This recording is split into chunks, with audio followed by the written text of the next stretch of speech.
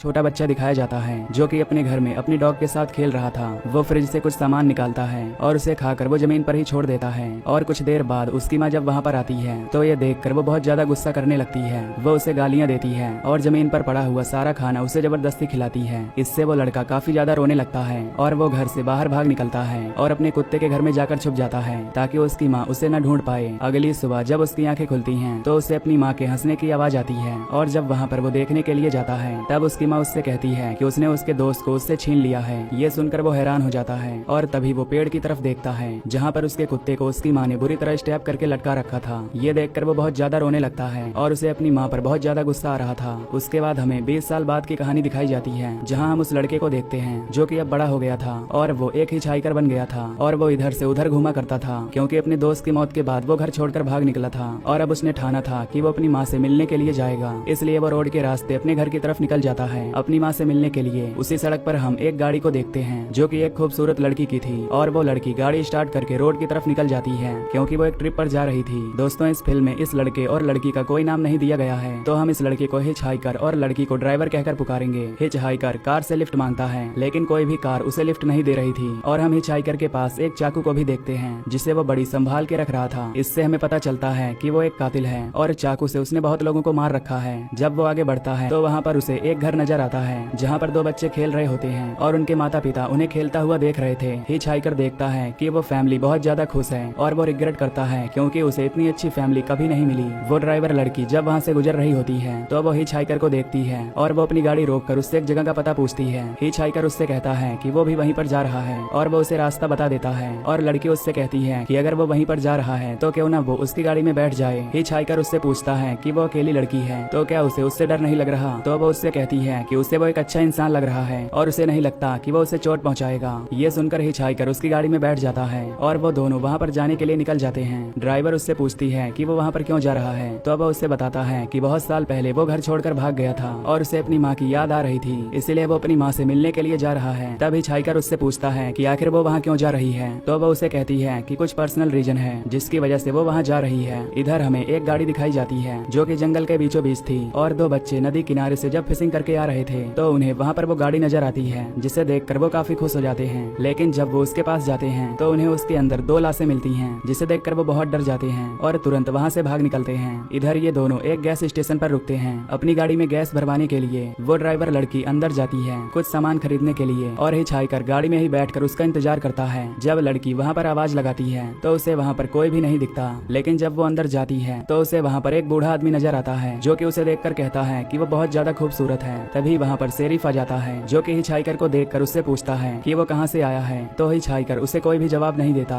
Sheriff को कुछ गड़बड़ लगती है तो वो उससे सवाल पूछने लगता है लेकिन हिच हाइकर उससे कहता है कि वो उसका कोई भी जवाब नहीं देगा। तभी शेरिफ को पुलिस स्टेशन से कॉल आता है कि उन्हें दो लाशें मिली हैं। ये सुनकर शेरिफ वहाँ से चला जाता है। वो लड़की जब देखती है कि शेरिफ वहाँ से चला गया है तो वो गैस स्टेशन से बाहर आ जाती है और उसके बाद वो फिर से अपने डेस्टिनेशन पर निकल जाते हैं। कुछ दूर आगे चलने पर उस लड़की को रोड पर एक टर्टल नजर आता है जिसकी वजह से वो बहुत तेज ब्रेक मारती है जिससे उनका एक्सीडेंट होते हुए बचता है। हिच हाइकर उससे कहता है कि आखिर उसे ये करने की क्या जरूरत थी तो वो उस टर्टल को उठाती है और उसे रोड पार कराने में मदद करती है और उससे कहती है कि उसे जानवर बहुत ज्यादा प्यारे हैं। इधर शेरिफ उस क्राइम सीन पर पहुंचता है जहां पर वो लाश उन्हें मिली थी और वो फोरेंसिक एक्सपर्ट से पूछता है कि उसे क्या सबूत मिला है। तब वो उसे बताता है कि इनका मर्डर एक दिन पहले हुआ था और इनका मर्डर बहुत ही बारीकी से किया गया है जहाँ पर कोई भी सबूत उसे नहीं मिल पाया है। उसके बाद शेरिफ अपने डेप्यूटी को कॉल करता है और उससे कहता है कि वो जल्दी से वहाँ पर आ जाए लेकिन डेप्यूटी उससे कहता है कि उसे रोड पर दो बंदे नजर आ रहे हैं जिन्हें हेल्प की जरूरत है तो वो कुछ देर में वहाँ पर आ जाएगा। डेप्यूटी बाहर निकलकर हिच हाइकर और उस लड़की की मदद करने के लिए जाता है जहाँ वो लड़की उससे कहती है कि वो उसकी गाड़ी को बाहर निकालने में उसकी मदद करे। ये सुनकर डेप्यूटी उसकी मदद करने के लिए मान जाता है और उसकी गाड़ी को बाहर निकाल देता है और लड़की से कहता है कि अगर उसे कोई भी मदद की जरूरत हो तो वो उसे कॉल कर सकती है। उसके बाद वो वहाँ से चला जाता है और वो दोनों भी आगे का सफर तय करते हैं। इधर शेरिफ और डॉक्टर को पता था कि यहाँ पर ये पहला मर्डर केस नहीं था बल्कि ऐसे कई सारे मर्डर यहाँ पर पहले भी हो चुके थे लेकिन इस मर्डर का पैटर्न बहुत ही अलग था मानो किसी और ने इनका मर्डर किया हो। वो लड़की हिच हाइकर से पूछती है कि क्या उसे भूख लगी है तो वो उससे कहता है कि उसे जरा भी भूख नहीं लगी। ये सुनकर वो गाड़ी एक रेस्टोरेंट की तरफ मोड़ लेती है क्योंकि उसे भूख लगी थी। उस रेस्टोरेंट में एक वेट्रेस होती है जिसका नाम एलिसन होता है और वहाँ पर एक शेफ भी होता है जो कि उस रेस्टोरेंट का मालिक था। जब वो दोनों वहाँ पर आते हैं तब एलिसन उनका ऑर्डर लेने के लिए जाती है और वो दोनों उसे ग्रिल्ड सैंडविच लाने के लिए कहते हैं। इधर शेरिफ डिप्टी से पूछता है कि आखिर वो कहाँ पर रह गया तो वो उसे बताता है कि वो 2 लोगों की मदद कर रहा था। शेरिफ उससे कहता है कि वो लोग कैसे दिखते थे। तब वो उसे उनका हुलिया बताता है, जिसे सुनकर शेरिफ हैरान हो जाता है और वो उससे कहता है कि कुछ देर पहले वो बंदा उसे गैस स्टेशन पर मिला था, यानी कि जरूर उसी ने वो मर्डर किए हैं और वही कातिल है। तभी उसे कुछ और मर्डर के बारे में पता चलता है जो कि उस गैस स्टेशन में हुए थे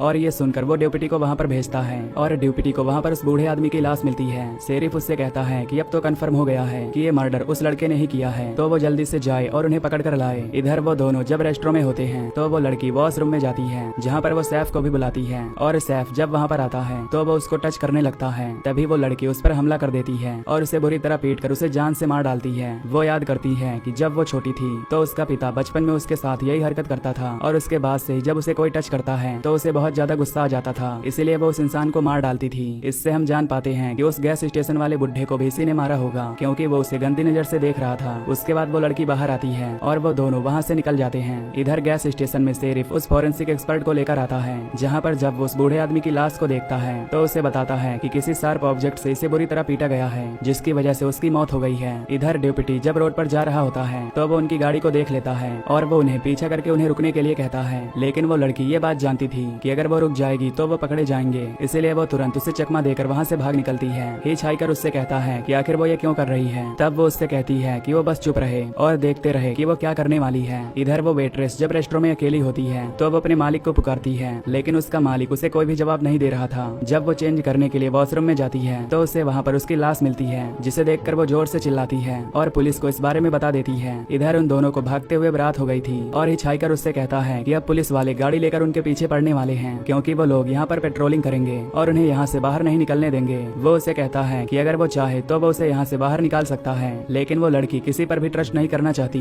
वो उसे एक सिगरेट देती है पीने के लिए और उससे कहती है कि वो बहुत ही बढ़िया सिगरेट है और खुद वो उस सिगरेट को नहीं पीती और बाहर फेंक देती है। हिचहाइकर ये देखकर हैरान हो जाता है और उससे पूछता है कि आखिर उसने ये क्यों किया। तब वो जोर से हंसने लगती है और तभी हिचहाइकर बेहोश हो जाता है, क्योंकि उसने सिगरेट में कुछ मिला रखा था। जब उसे होश आता है तो वो देखता है कि वो अभी भी भाग ही रहे हैं और वो उससे पूछता है कि आखिर उसने उसे क्यों बेहोश किया था। वो लड़की उसे बताती है कि वो उसकी बातों से बहुत ज्यादा बोर हो रही थी और उसे शांति चाहिए थी, इसीलिए उसने उसे बेहोश कर दिया था। ये सुनकर हिचहाइकर अपना चाकू निकाल लेता है और उसकी गर्दन पर रखकर उससे कहता है कि वो जानता है कि वो बहुत ज्यादा चालाक है, तो वो सच बताए कि आखिर उसने उसे बेहोश क्यों किया था। ये सुनकर वो लड़की जोर से ब्रेक मारती है और उससे चाकू छीनकर उसके ही गले पर रख देती है। तभी वहाँ पर शेरिफ और ड्यूपिटी आ जाते हैं, तो वो उसके हाथ में चाकू थमा देती है और खुद एक हॉस्टेज होने का नाटक करती है और उन दोनों से कहती है कि वो उसे बचा लें। ये सुनकर वो हिचहाइकर पर गन तान देते हैं और उसे गिरफ्तार करके अपने साथ ले जाते हैं। अब वो लड़की ड्यूपिटी को रिझाने की कोशिश करने लगती है और उसका शुक्रिया अदा करती है उसकी जान बचाने के लिए। इधर हिचहाइकर शेरिफ को बताता है कि वो कातिल नहीं है, लेकिन शेरिफ उसकी बात नहीं मानता और उसे पुलिस स्टेशन ले जाता है। इधर ड्यूपिटी उस लड़की की मरहम पट्टी करता है और उससे कहता है कि वो चिंता ना करे, वो जल्दी ठीक हो जाएगी।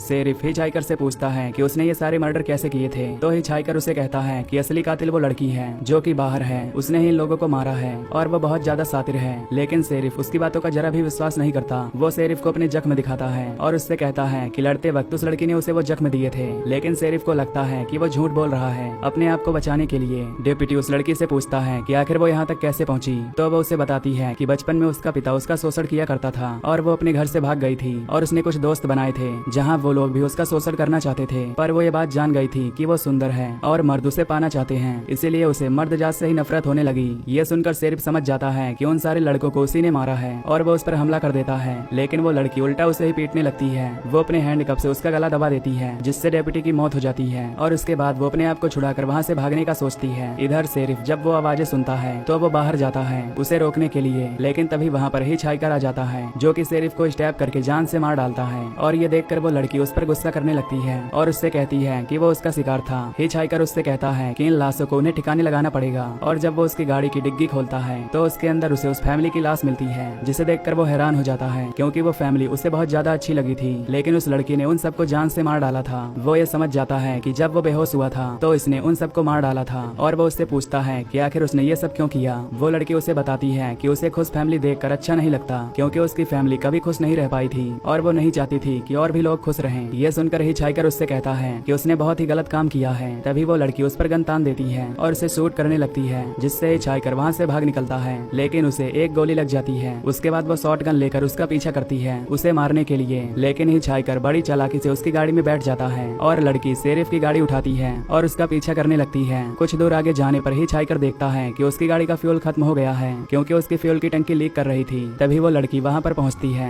और उसे गाड़ी में कोई भी नजर नहीं आता। हिचहाइकर तुरंत पेट्रोल में आग लगा देता है, जिससे उसकी गाड़ी ब्लास्ट हो जाती है। और ये देखकर उस लड़की को बहुत ही गुस्सा आता है, क्योंकि वो अपनी गाड़ी से बहुत ज्यादा प्यार करती थी। वो हिचहाइकर पर अटैक करने के लिए जाती है और उसका चाकू लेकर उसे स्टैब करने लगती है, और हिचहाइकर भी उसे स्टैब कर देता है, जिससे वो दोनों जख्मी हो जाते हैं। वो दोनों ही जमीन पर गिरकर बेहोश हो जाते हैं और ये सीन यहीं पर कट हो जाता है। उसके बाद हमें अगले दिन की कहानी दिखाई जाती है, जहाँ पर हम उस वेट्रेस को देखते हैं जो कि न्यूज देख रही थी, जहाँ पर ये बताया जा रहा था कि पुलिस को कातिल की लाश मिल चुकी है और वो लड़का मारा गया है, और उसकी जो विक्टिम थी वो वहाँ से भाग निकली है, और वो कहाँ गई किसी को कुछ नहीं पता। पुलिस को कातिल मिल चुका था, इसीलिए उन लोगों ने केस को क्लोज कर दिया है, और वो लोग अभी भी हिचहाइकर को ही कातिल समझ रहे थे। तभी वो वेट्रेस किसी के आने की आवाज सुनती है और ये सुनकर वो